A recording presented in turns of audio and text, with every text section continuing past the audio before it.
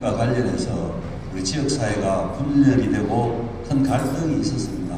그러한 부분에 있어서 저는 옳고 그름에 대해서 말씀을 드리려고 하는 것이 아니라 반대를 하시던 분이든 찬성을 하시던 분이든 다 상주 시민으로서 상주를 위해서 한 말씀이라고 생각을 하고요. 그러한 분란이 발생하게 된 것에 대해서는 시정의 책임자로서 시정을 매끄럽게 운영하지 못했고 또 전체 시민의 공감대를 형성하는 것이 부족했기 때문에 상당한 부분에 대해서 시장으로서 저는 저한테 책임이 있다고 생각합니다. 그래서 이것이 앞으로 한 10년 걸릴 그런 일이고 하기 때문에 앞으로 진행되는 단계에서 더욱 투명하게 시민들에게 설명하고 설득해서 공감대가 분명히 형성되어서 나중에 준공할 때는 온 상주 시민들이 기뻐할 수 있는 그런 상주시청이 되도록 하는 그런 자세로 일하도록 하겠습니다. 그리고 시민들께서 걱정하셨던 그런 가입 투자에 대한 문제라든지 시대 상황에 대한 반영을 못하는 그런 문제라든지 이런 부분은 앞으로 행정안전부의 타당성 심사라든지 경상북도의 재정 투자 심사, 의회의 공유산 취득에 대한 심사 이런 것이 있기 때문에 이것이 가입 투자가 되거나 시대 상황을 담아내지 못하는 그런 일은 저는 없을 것이라고 생각을 하고 있습니다.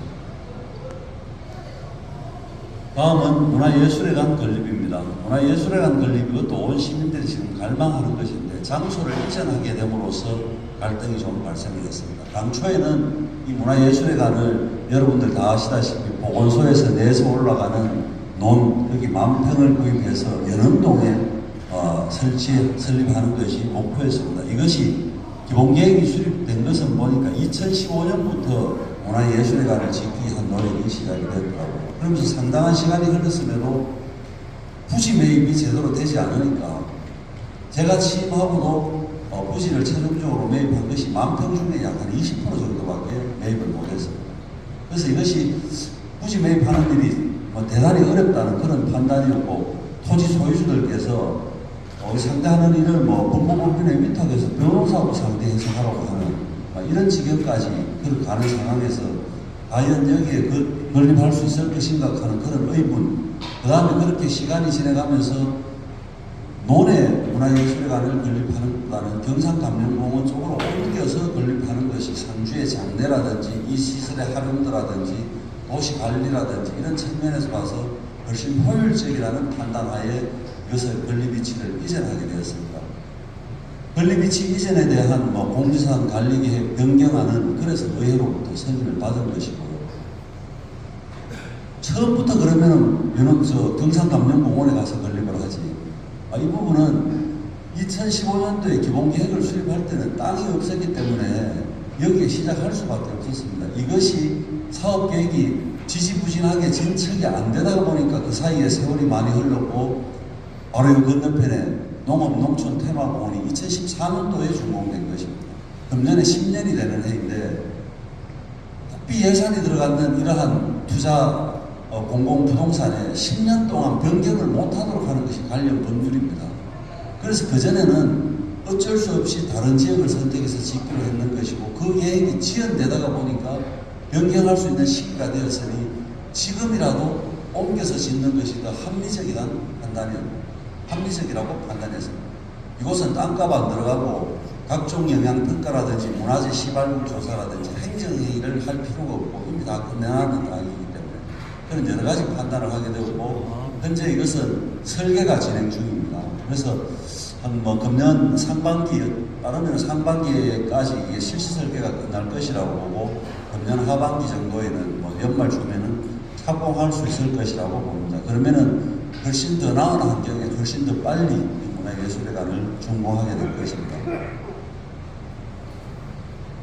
그 다음에 추모공원입니다. 이 부분 어떻게 진행되고 있는지에 대해서 여러분들 다 알고 계십니다만은 상주문경이 한 국회의원 선거구이고 하기 때문에 이번 총선이 끝난다면 국회의원 당선자를 중심으로 해서 상주문경이 다시 머리를 맞대고 해결 방안을 찾아야 된다고 생각합니다.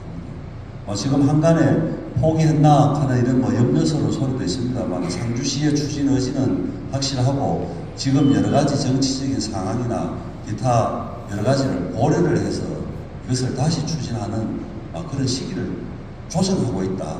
이렇게 생각해 주시면 되겠습니다.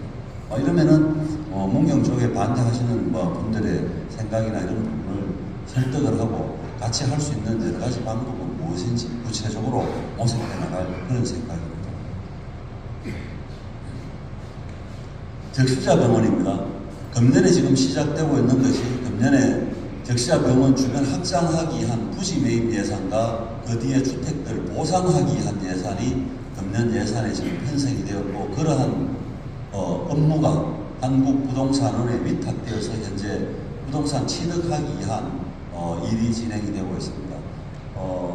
이달 그러니까 2월 20일 날 적십자 중앙회와 우리 상주시가 이 병원 새로 신축을 위한 업무 협약을 하기로 했습니다. 적십자 중앙회장과 적십자 중앙회의 이 업무 관계자들이 상주시를 방문해서 상주시청에서 업무 협약을 추진할 것입니다. 그리고 우리 시가 지금 현재 매입하려고 하는 부지는 약 한 4,000평이 좀 넘습니다. 그럼 그 4,000평하고 현재 부지 1,800평하고 해서 6,000평 정도 공간에다가 새로운 병원을 짓고 기존 병원은 철거하는 이런 계획으로 지금 추진하고 있습니다.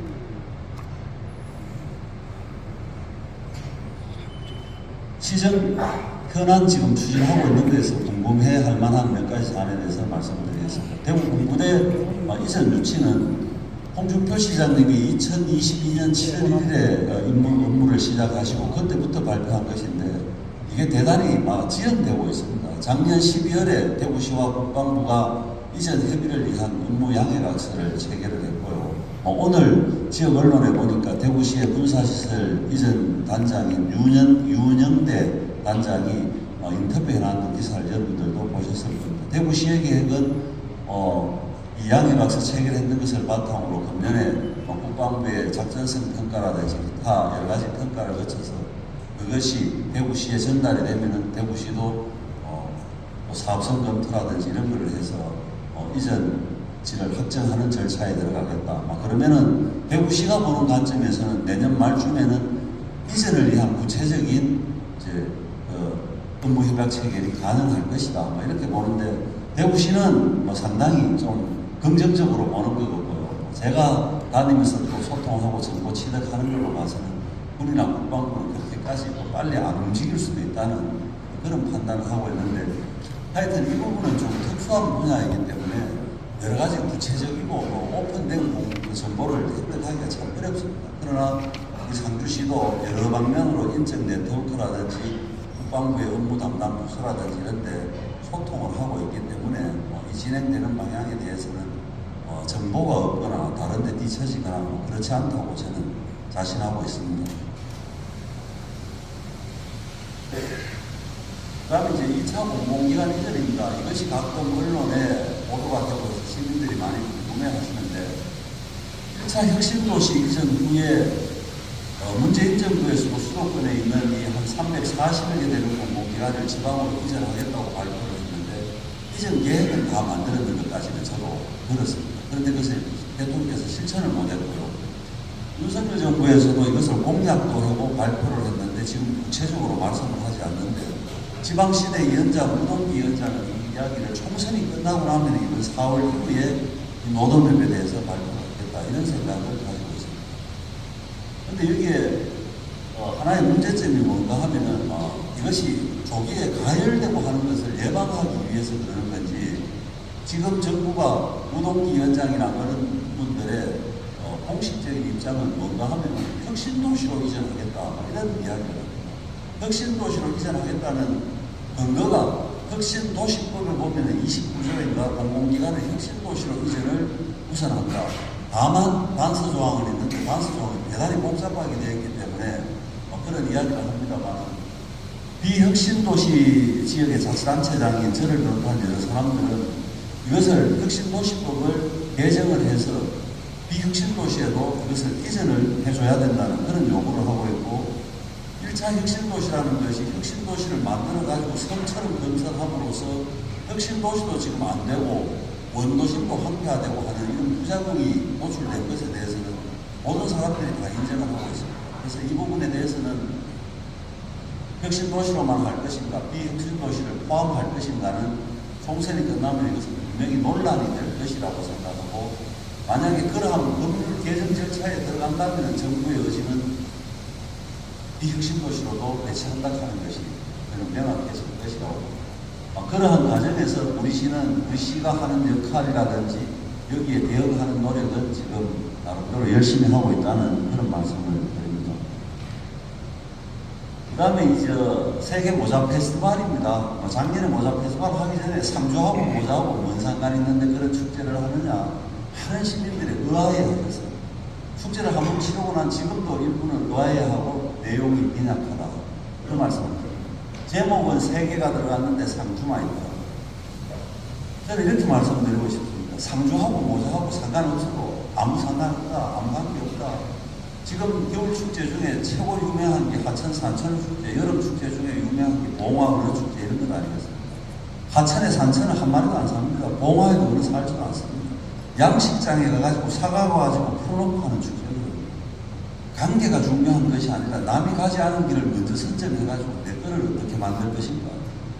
그 소재가 정말로 여러 사람들이 공감할 수 있는 소재인가. 이것이 저는 중요하다고 생각합니다.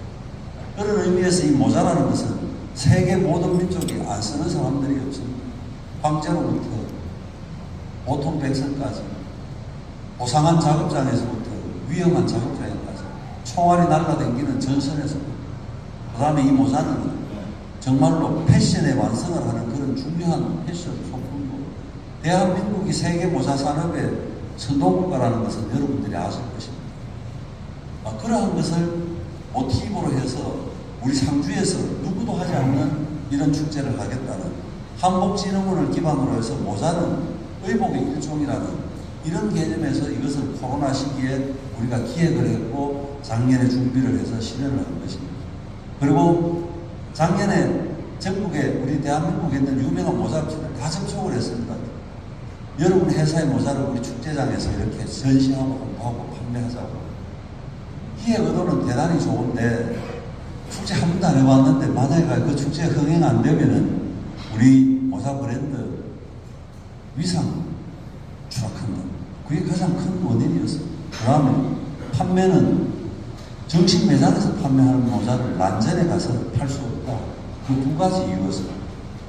그런 것은 앞으로 우리가 이 축제를 제대로 갖춰 나가면서 오히려 상주 모자 축제에 부스 하나 달라고 사정하도록 만들겠다는 그런 목표로 지금 일어나고 있습니다.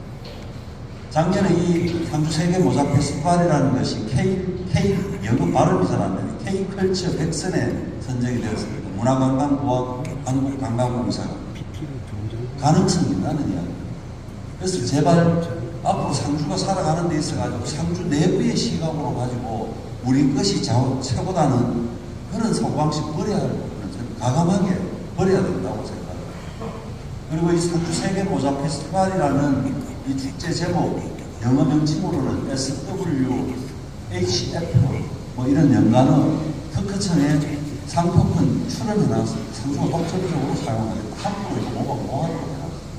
그래서 이런 걸 가지고 앞으로 상주에 연중 사람이 찾아올 수 있도록 유도하는 역할. 이번에 꽃감축제를 통합을 해서 했습니다. 3일 동안 KT에서 휴대폰 빅데이터 분석을 해서 74,000명이 다녀갔고 그 중에 3부인은 외지인이 왔다.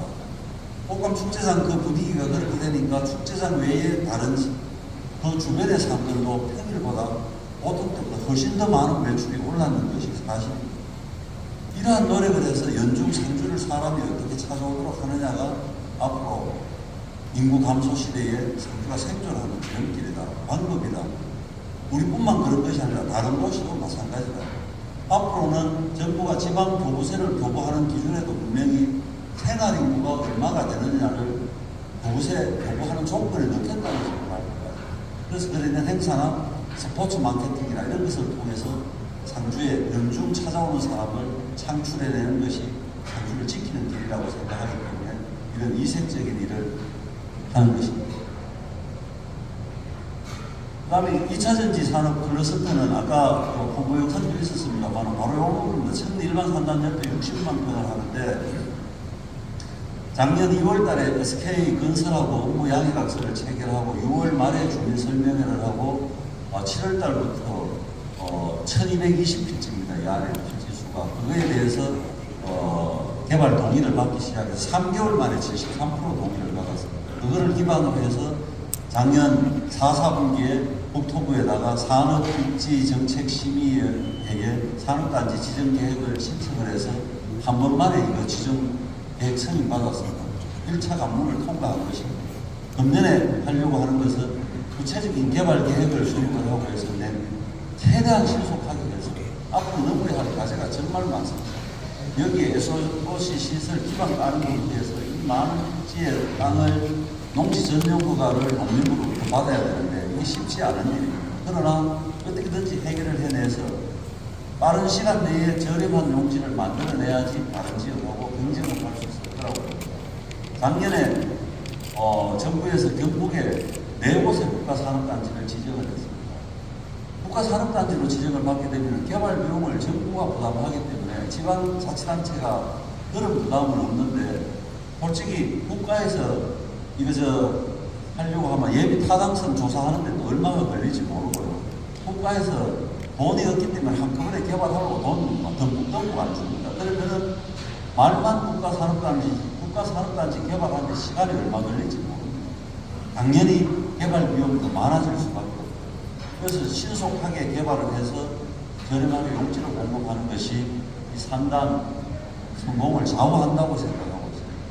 이것을 신청하면서 150%의 입주 기업들로부터 입주 의향서를 받아가지고 냈기 때문에 1차 관문을 통과했습니다. 그래서 이런 부분은 저희들이 진짜 사명감을 가지고 우리 시에서 열심히 추진하도록 하겠습니다. 고속전철은 현재 기본계획이 수립 중입니다. 이 기본계획이 수립되면 기본계획을 바탕으로 실시설계를 하고 착공을 해서 2030년에 준공하는 것이 목표이고 KTX역은 지금 현재 기차역에다가 KTX역을 만드는 것을 계획으로 해서 예비 타당성 조사를 했습니다. 이것은 절차적으로 진행되면서 우리 시가 주도적인 역할을 하는 것은 아니지만은 정부가 어떻게 추진하고 있는지에 대해서 세밀하게 관찰하면서 상주시에 유리한 안이 반영될 수 있도록 하는 역할을 최선을 다하도록 하겠습니다. 그 다음에 스마트팜 혁신밸리입니다. 이게 전국에 4개가 만들어졌는데 상주 스마트팜 혁신밸리가 규모나 기능이나 이런 면에서 가장 크고 다양한 기능을 가지고 있습니다. 1년에 52명을 선발해서 20개월간 교육을 해서 청년 농부로 창업을 시키는 역할을 하고 금년 여름 되면 이제 7기생을 모집을 하게 됩니다. 그리고 상주 스마트팜 혁신밸리는 특별한 것이 나머지 이런 공간들은 농사를 짓는 작물을 재배하는 공간입니다만 이 부분은 기업들이 19개 회사가 지금 들어와 있습니다. 스마트 농업을 이끌어가기 위한 스마트 농업 기계라든지 스마트 농업 자재라든지 스마트 농법을 연구하는 회사들 19개가 여기에 입주를 해서 여기에서 실험을 하고 하면서 이 공간 안에서 또 자기들 테스트를 하는 이런 기능, 이것이 바로 실정단지이고 여기에서 어떤 기업으로서 성장할 가치가 있는 기업들은 상주에서 창업을 유도하도록 하겠다는 것이 목표이고 그러한 창업으로 가기 위한 기반을 만들기 위해서 작년에 펀드 금액이 사실은 65억이죠. 펀드를 농림부 예산 80% 받고 나머지 우리 시비 20% 해서 농업 창업 펀드를 우리가 만들었습니다. 농업 분야에 투자하는 유망 기업들에게 돈을 지원을 해서 회사를 만들도록 그런 부분도 지금 우리가 이미 실천을 하고 있습니다. 이게 아직은 공개할 만한 이야기는 아닌데요. 앞으로 이제 미래 농업을 이런 부분에서 이끌어가게 될 것이라고 생각하고 어제 어디에서 제의가 들어왔습니다. 이것은 이제 수평적으로 만드는 농장인데 수직 농장으로 빌딩을 지어서 거기에서 농사를 짓게 되고 있는 수직 농장이라고 하는데 어느 회사에서 한 1,000억 정도를 투자할 테니까 상주시하고 한번 협의해 보겠는데 원래카는 어제 제안을 어제 받았습니다. 그래서 지금 대화를 시작하고 있습니다. 앞으로 이런 시도를 통해서 상주가 정말로 대한민국 농업의 수도로서 지금처럼 이런 간행 농법으로만 가지고 미래에 성공한다는 보장이 없기 때문에 시대 상황에 맞는 농업을 개척해 나가고 있는 것입니다. 제가 2022년도에 VIP께서 여기에 오셨을 때 이 브리핑 하라고 하시길래 3분 이내에 하라고 그렇게 말씀하셨다고 생각해요. 제가 그렇게 말씀드렸습니다. 지금까지의 농업이 하늘과 동업하면서 농부의 경험과 직관에 의해서 이루어졌다면 앞으로의 농업은 하늘의 지분을 줄이고 데이터와 정보통신 기술을 바탕으로 해야 한다고 생각합니다. 그런 의미에서 상주 스마트팜 혁신밸리는 미래 농업 개척을 위한 정책 기지입니다. 주요 시설은 뭐뭐뭐입니다. 이렇게 저는 말합니다.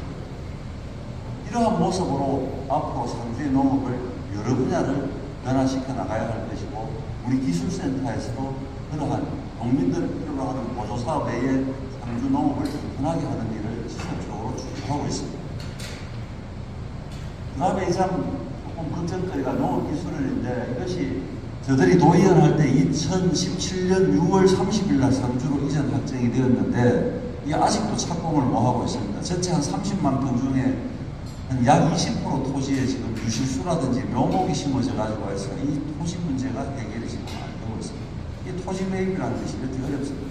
그래서 그것만 해결이 되면 바로 착공할 준비가 되어 있고요. 이 부분은 기술원에 들어가는 본관 공물동입니다. 이것이 그 모습이 도에서 국제 설계 공모를 해서 당선자입니다. 그대로 지금. 그래서 앞에서 말씀드린 농업기술이라든지 스마트팜 혁신밸리라든지 우리 기술센터에서 다른 지역에서 안 하는 이런 선도적인 사업을 통해서 상주의 농업을 미래에도 더욱 튼튼한 농업으로 만들어 나가는 그런